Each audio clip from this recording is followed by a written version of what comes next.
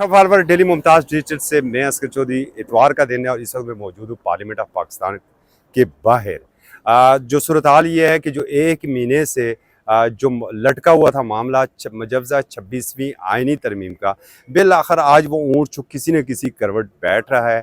तमाम तैयारियाँ उसकी मुकम्मल हो चुकी है।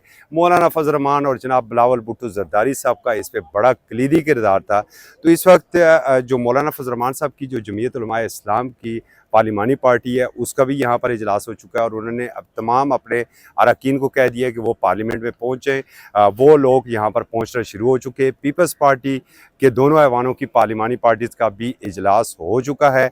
और जब कामरान मुर्तज़ा से हमारी बात हुई जो JUI के, उन्होंने कहा कि हमने ये फ़ैसला किया है कि हम इस जो सारा प्रोसेस है, जो अमल है, उसमें शामिल होंगे।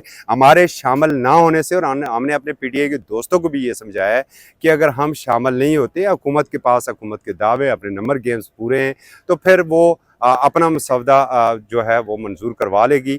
और इस वक्त शुनीद भी ये है कि 2, 3, 4 किस्म के जो मसौदे हैं वो ऑलरेडी मौजूद हैं।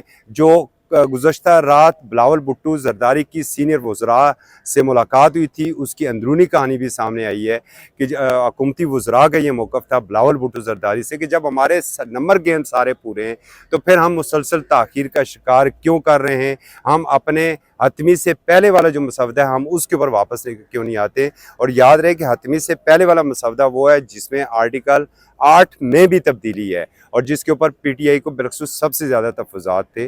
तो बिलावल भुट्टो जरदारी का उस वक्त उनके सामने ये मौक़िफ़ था कि हम चाहते हैं कि मुतफ़िक़ा एक आइनी तरमीम पास हो, उस तरमीम को हम लेकर चलें ताकि जितनी पार्लिमानी पार्टियाँ हैं वो उसके अंदर शामिल हों।